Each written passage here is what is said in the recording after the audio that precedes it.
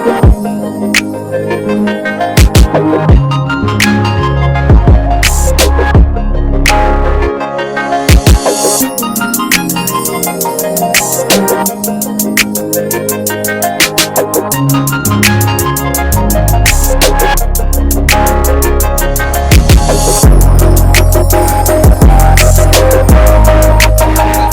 I am back with another book review, and today I will be discussing J.M. Benjamin's Ride or Die Chick 3 and 4. Book 3 and 4 have to be talked about together because they flow right into each other. The storyline for book 3 and 4 are a journey to revenge. The main characters in this book are Treacherous Jr. and his girlfriend, Baby, who he met while he was in a mental institution after he committed the murder of a boy in a group home who had hit one of TJ's triggers. TJ is Treacherous Jr. That's what I call him. Off top, my description of Treacherous Jr. is he is every bit of his mother and father's son. It is in his mannerisms. It is in just like I see so much of his mother and father in him. Treacherous's only connection to his parents is his mother's diary that she wrote while she was in jail in book 2. He uses that to find comfort in a lot of ways, and that's how he learns about his parents and the things that they have went through and the people that have wronged them or the people that they had wronged throughout their life. It is detailed in the sense of how his father died, why his mother moved the way she did at the end of book 2. Let's just jump right into the characters. So in 3 and 4, we're introduced to Baby, who ultimately becomes Treacherous Jr.'s girlfriend. Baby is every bit of TJ's Teflon, as Teflon was to Treacherous Sr. And I think that brings TJ comfort to find somebody like his mother, because for him, he's reading from his mother's standpoint how she was a ride or die chick for his father.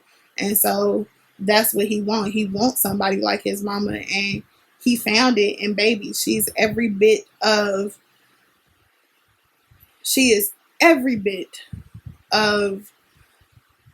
a person who could be just like his mother. When I read the prologue, I did read the prologue to book 3.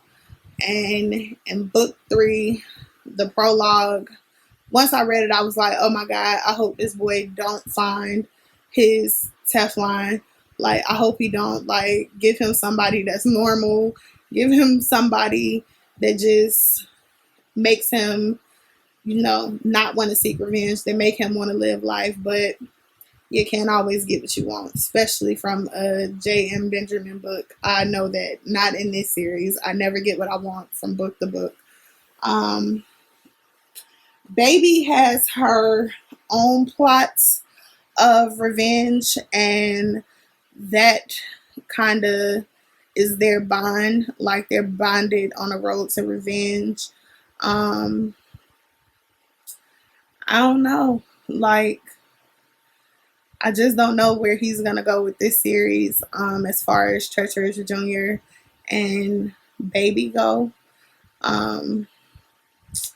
Let's just hop right into the themes that are present in this book. I think this book is filled with generational curses.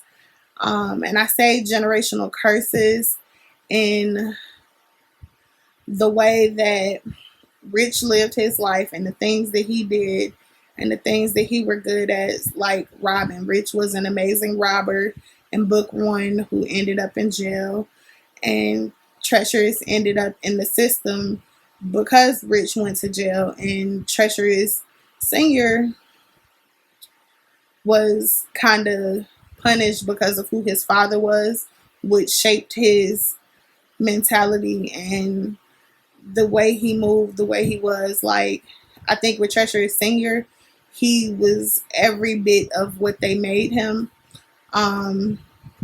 With Treacherous Senior and Teflon leading into Treacherous Junior and Baby, um, because I feel that because Treacherous Junior has the diary, like he sees everything that his parents went through, he sees everything that they did, and he's motivated by the pain of watching his mother die. So he's now embarked himself on the same road.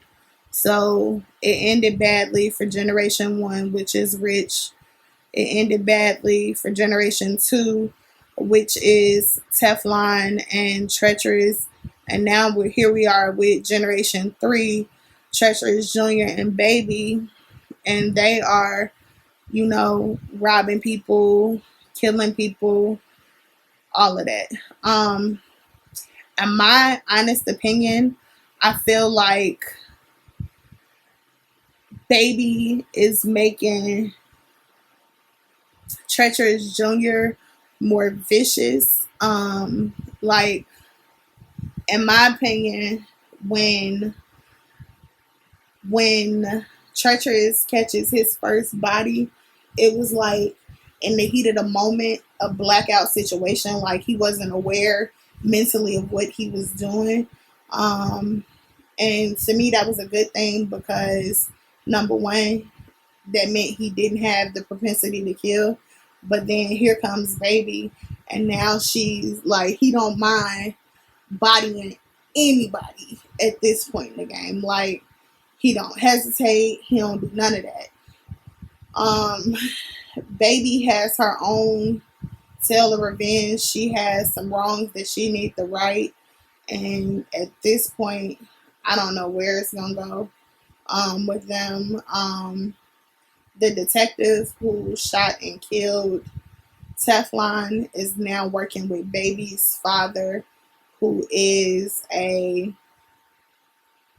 cop also. In this book, we're introduced to the Irish mob, and the only reason we're introduced to them is that's a spoiler, so I can't really tell you why. You just have to read it. Just know that now we have the element of the Irish mob in book 3 and 4, and I'm kind of scared for Baby and Teflon. Baby and Teflon.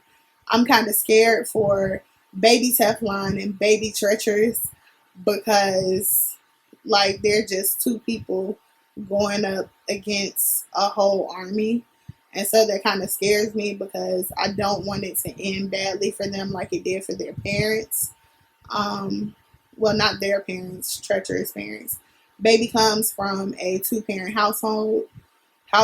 She definitely had an example. She didn't have a good example of what a mother was. Her mother was sexually abusing her, and that is the driving force for her plots of revenge. I'm not going to discuss that part of it because I want you to read the book.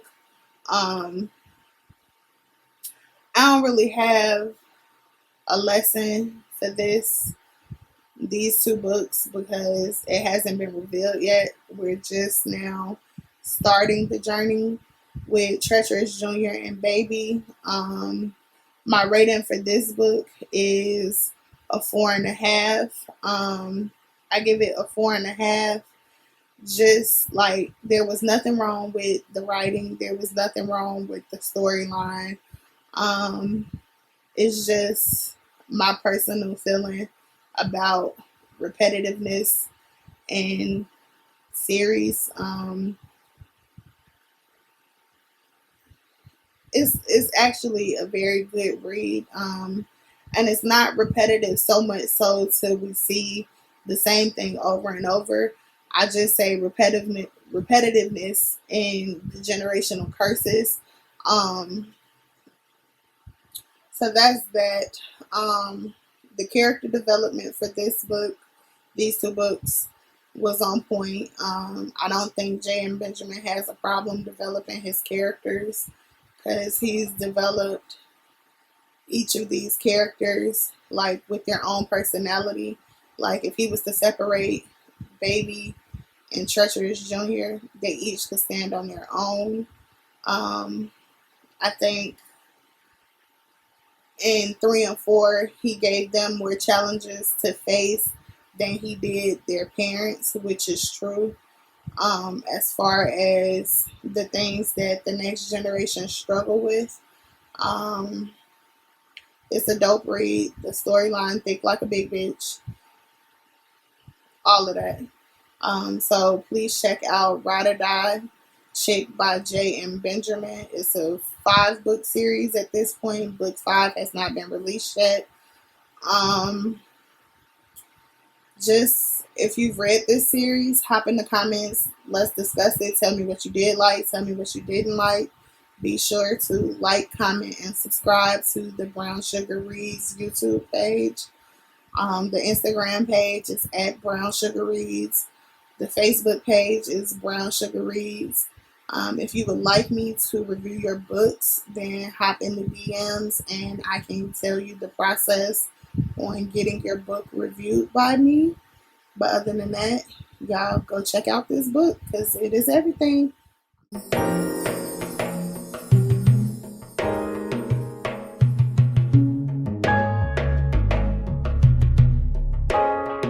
This one was a weird one because if you look at how Treacherous Junior and Baby's story, like how their love story begins, it begins much in the same manner as Teflon and Treacherous Seniors. I think the only difference is the institution that they were in.